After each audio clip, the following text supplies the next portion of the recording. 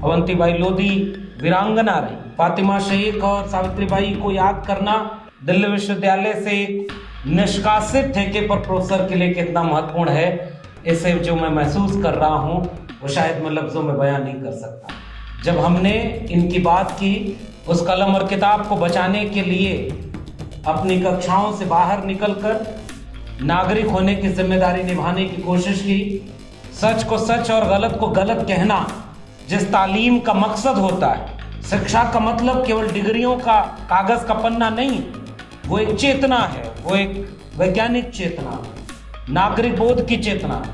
सावित्रीबाई फूले और फातिमा शेख डिग्रियों के देने के कारखाने नहीं खोल रहे थे, वो समाज को जागरूक करने के लिए शिक्षा की ज्योति जलाना चाहते थे। और आज जहां हम खड़े हैं, मेरे अपने दिल्ली विश्वविद्यालय में मेरे ही साथ की आंदोलनों के साथी, वैचारिक साथी डॉक्टर रितु, मुझे तो प्रक्रिया का पालन करके निकाल दिया ताकि बोलना न पड़े कि क्यों निकाला है। उन्हें तो साजिश करके निकाल दिया।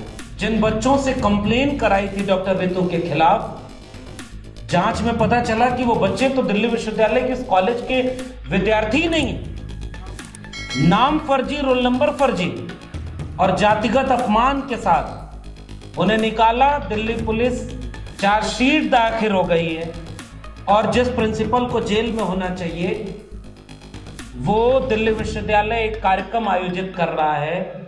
अपने अपने राम उस कार्यक्रम में वाइस चांसलर के साथ बैठ करके राम राज्य का स्वागत कर रही है।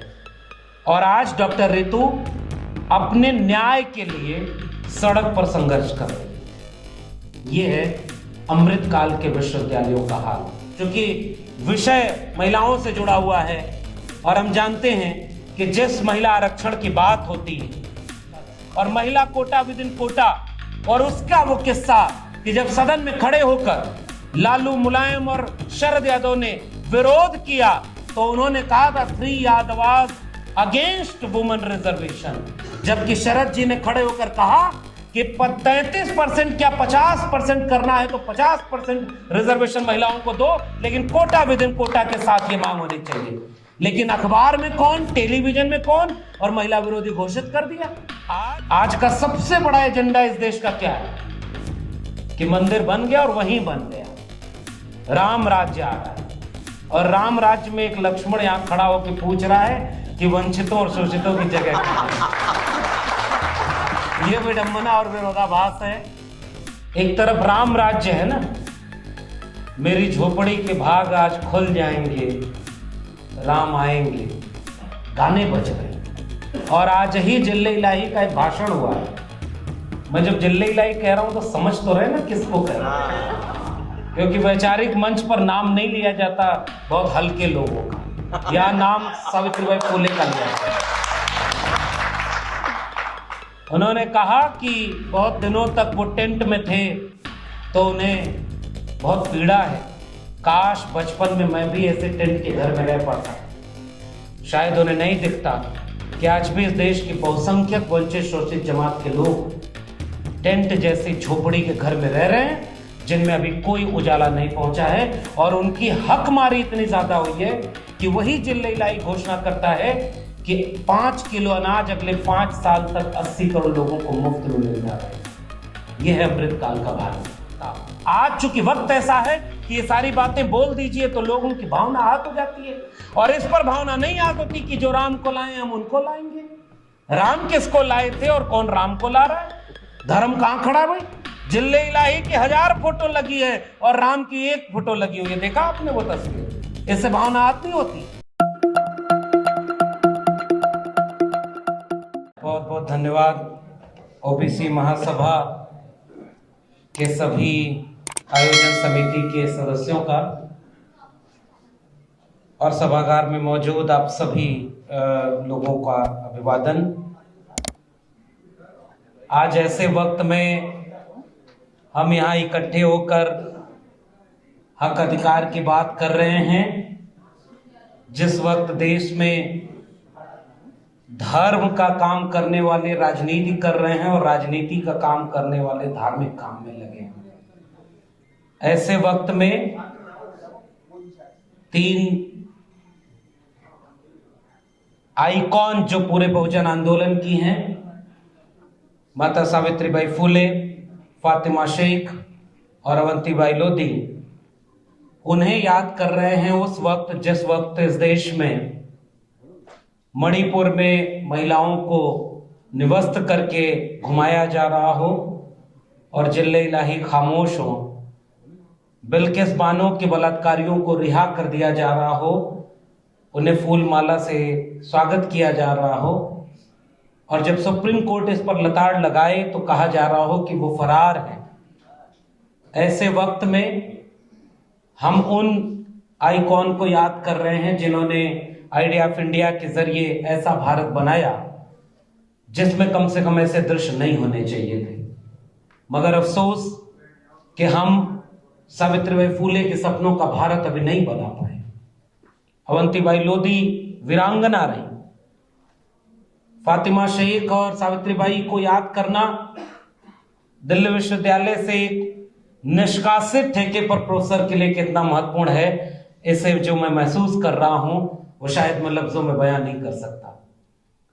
जब हमने इनकी बात की, उस कलम और किताब को बचाने के लिए अपनी कक्षाओं से बाहर निकलकर नागरिक होने की जिम्मेदारी निभाने की कोशिश की, सच को सच और गलत को गलत कहना जिस तालीम का मकसद होता है। शिक्षा का मतलब केवल डिग्रियों का कागज का पन्ना नहीं है, वो एक चेतना है, वो एक वैज्ञानिक चेतना, नागरिक बोध की चेतना।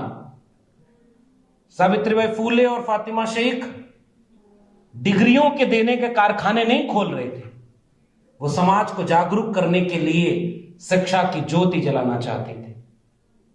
और आज जहां हम खड़े हैं, मेरे अपने दिल्ली विश्वविद्यालय में मेरे ही साथ की आंदोलनों के साथी, वैचारिक साथी डॉक्टर रितु, मुझे तो प्रक्रिया का पालन करके निकाल दिया ताकि बोलना न पड़े कि क्यों निकाला है। उन्हें तो साजिश करके निकाल दिया।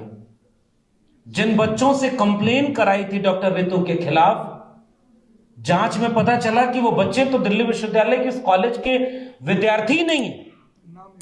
नाम फर्जी, रोल नंबर फर्जी और जातिगत अपमान के साथ उन्हें निकाला। दिल्ली पुलिस चार्जशीट दाखिल हो गई है और जिस प्रिंसिपल को जेल में होना चाहिए वो दिल्ली विश्वविद्यालय एक कार्यक्रम आयोजित कर रहा है। अपने अपने राम उस कार्यक्रम में वाइस चांसलर के साथ बैठ करके राम राज्य का स्वागत कर रही है। और आज डॉक्टर रितु अपने न्याय के लिए सड़क पर संघर्ष कर रही है। यह है अमृतकाल के विश्वविद्यालयों का हाल। अमृतकाल के विश्वविद्यालय अब एक तरफ राम राज्य है ना, मेरी झोपड़ी के भाग आज खुल जाएंगे, राम आएंगे, गाने बज रहे हैं। और आज ही जिल्ले इलाही का एक भाषण हुआ है। मैं जब जिल्ले इलाही कह रहा हूं तो समझ तो रहे ना किसको कह रहा हूं, क्योंकि वैचारिक मंच पर नाम नहीं लिया जाता बहुत हल्के लोगों का, या नाम सावित्रीबाई फुले का लिया जाता। उन्होंने कहा कि बहुत दिनों तक वो टेंट में थे तो उन्हें बहुत पीड़ा है। काश बचपन में मैं भी ऐसे टेंट के घर में रह पाता।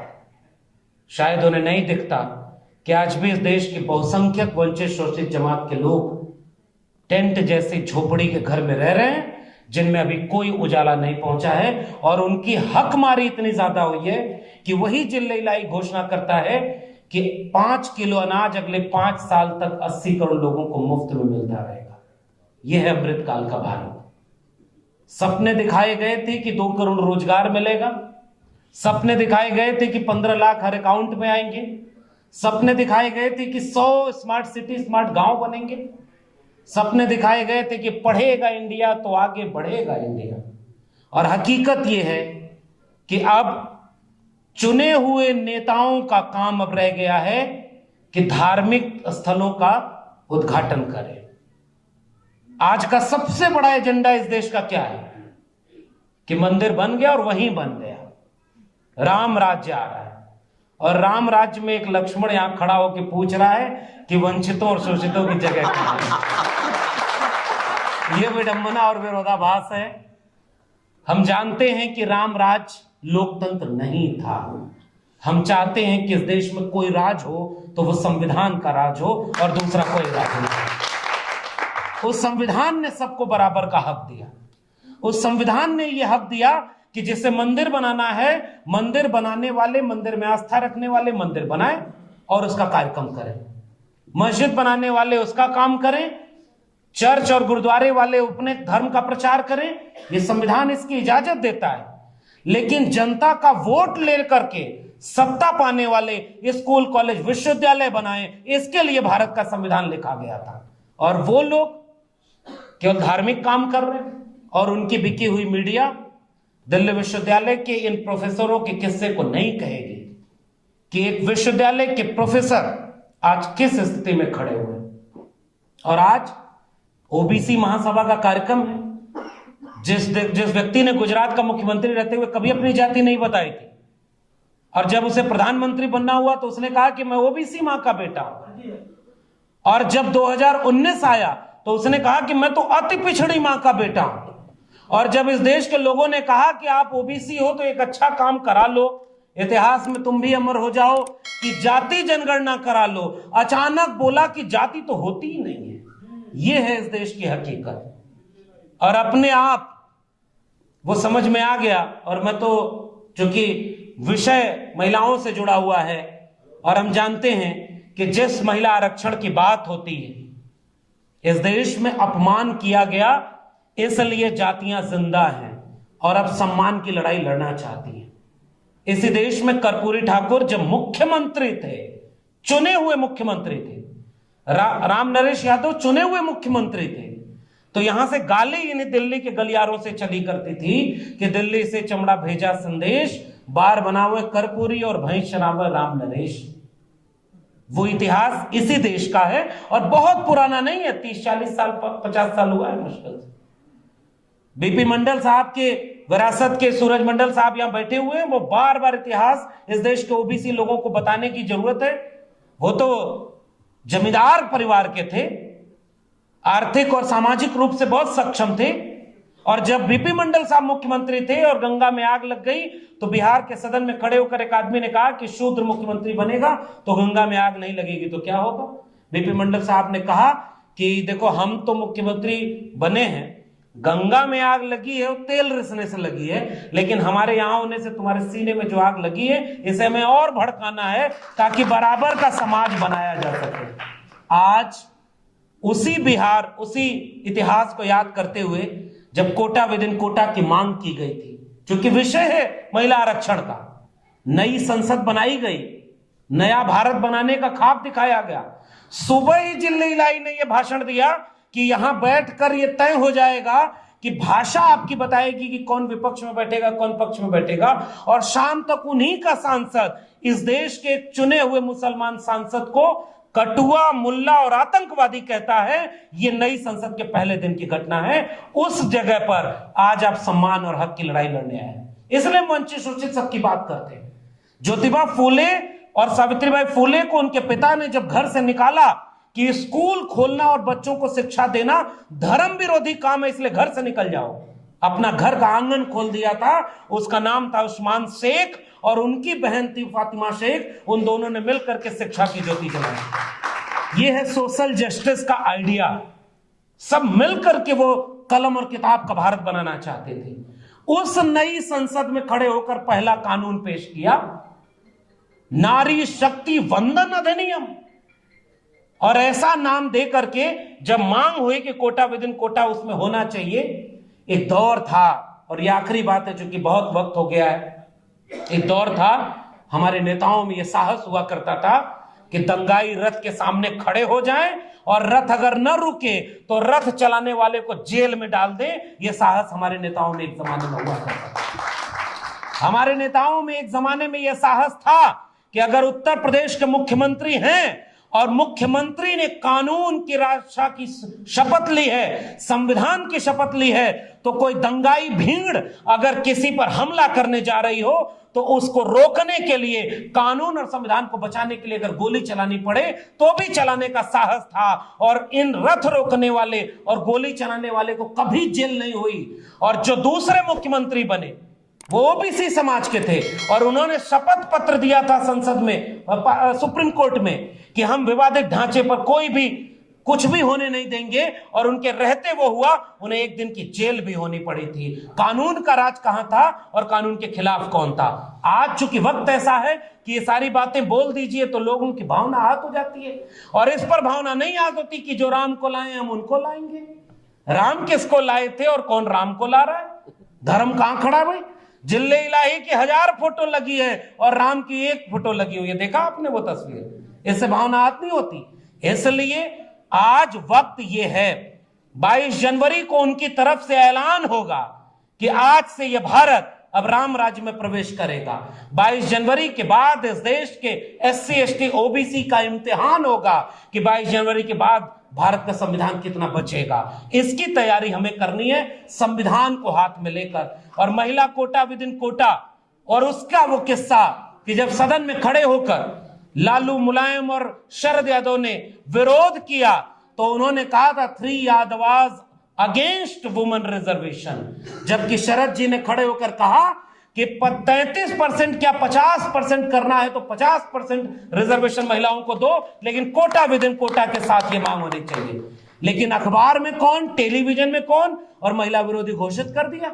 आज हम शुक्रिया अदा करते हैं उन पार्टियों का भी जो 2010 में जाति जनगणना के समय थोड़ी चाल चल दिए, इसलिए जाति जनगणना एक्ट के तहत नहीं हो पाई, लेकिन आज वो भी जाति जनगणना की बात करते हैं, न्याय यात्रा निकाल रहे हैं और वो कहते हैं कि सामाजिक न्याय होना चाहिए। तो हम विचारधारा के साथ उन सारे लोगों के साथ खड़ा होना चाहेंगे जो वैचारिक रूप से हमारे साथ खड़े हैं। और उन्होंने ये कबूल किया कि हमसे अतीत में गलती हुई कि हम कोटा विद इन कोटा की मांग नहीं मान पाए थे।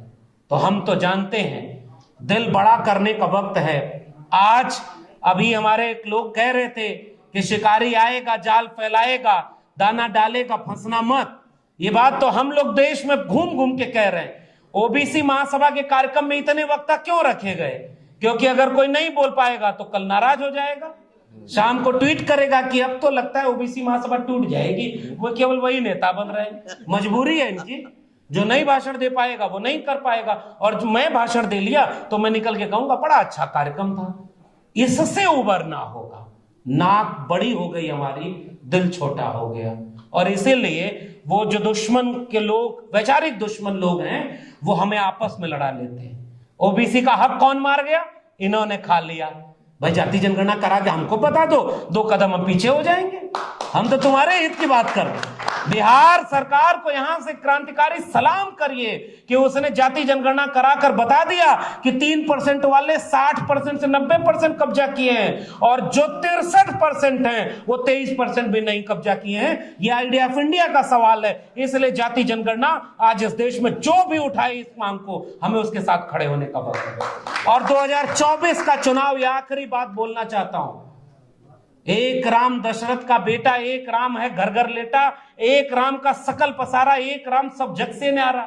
हम तो कबीर के राम को मानते हैं। कस्तूरी कुंडल बसे मृग ढूढ़े बनमाए, और ऐसे घट घट राम है दुनिया देखे नाय। और आज राम को वहीं ले आ रहे हैं भैया, उंगली पकड़ के ले आ रहे हैं। इसलिए हम वो नहीं मानते, हम कबीर को मानते हैं, रविदास को मानते हैं, हम बुद्ध को मानेंगे। और फूले अम्बेडकर पेरियार के साथ ये ऐलान करना चाहते हैं, चूंकि हम न्याय के पक्ष में हैं। कोटा विद इन कोटा के साथ महिला आरक्षण आज ही लागू हो, इसकी लड़ाई लड़नी चाहिए। जिले इलाही ने जो घोषणा की है वो 2029 में नहीं, 34 के बाद भी लागू नहीं हो पाएगा ऐसा महिला कोटा विद इन। लेकिन गांव के लोग तो समझेंगे नहीं। जैसे गांव के लोग ये नहीं समझते कि मंदिर किसी सुप्रीम कोर्ट के ऑर्डर से बन रहा है, वो समझते हैं कि जिले इलाही बनवा रहे हैं, अपनी जेब के पैसे से बनवा रहे हैं, और निमंत्रण भी वही बांट रहे हैं। नहीं जाओगे तो तुमको देशद्रोही कह देंगे। अच्छा तो ये हुआ कि उन्हीं के धर्म गुरु ने कह दिया कि ये तो पाप हो रहा है, अधूरा मंदिर बन रहा है। अब कहो उनको सनातन विरोधी। तुमने इस देश के दलितों, पिछड़ों, आदिवासियों को हर कदम पर धर्म विरोधी कह के उनको अपमानित किया। देखिए, धर्म का काम करने वाले जोर से बोलते हैं, उनके सामने कैमरा माइक लाइव चल रहा है। अयोध्या में सब टेलीविजन चैनल का वहां पर सेंटर खुल गया है, रोज दिन रात अयोध्या दिखाई जा रही है। लेकिन इस देश में शिक्षा की मांग करने वाले लोगों की लड़ाई को कोई लड़ना नहीं चाहता। इसलिए कई बार हमारे लोगों को भी लगता है कि अब तो एक ही तरह का नैरेटिव है, लेकिन हम लोग इस मंच से कहते रहेंगे, शिकारी आएगा, जाल फैलाएगा, दाना डालेगा, लेकिन चिड़ियों फंसना मत। मगर एक बात और याद रखिएगा, जाल में कबूतर ही फंसाए जाते हैं, बाज नहीं फंसते। इसलिए अगर ताकत का एहसास हो कि आपको अगर आबादी ज्यादा है तो जिम्मेदारी भी ज्यादा है। और मैं ओबीसी लोगों से एक ही गुजारिश करता हूं, प्रोफेसर रतन लाल ने जो बात कही उसको इंडोर्स करते हुए कहता हूं, डॉक्टर रितु अगर कोई लड़ाई लड़े और उसके साथ अगर ओबीसी के लोग नहीं खड़े हैं तो माफ करिए 85% की बात करना बेमानी है। अगर डॉक्टर लक्ष्मण यादव के साथ अन्याय हुआ और उसके साथ पूरा दलित समाज खड़ा हुआ तो यह बताने की जरूरत नहीं है कि 85 और 90% लोग एक हैं, क्योंकि वो रिश्ता सामने दिख जाता है जरूरत पड़ने पर कौन किसके साथ खड़ा है। आखिरी वाक्य, दिल बड़ा करें और नाक छोटी कर लें। आइए मिलकर के, बहुत बुरा वक्त आने वाला है और इसकी घोषणा नहीं होगी, ये चुपचाप आएगा। रामराज आएगा तो शंभूक वध होगा। इसलिए हम शंभूक को मानने वाले लोग एक सवाल करते हैं कि राम राज नहीं, आप राम को अपने पास रख लो, राज हमारे पास दे दो, हम संविधान का राज बनाएंगे। बहुत बहुत धन्यवाद।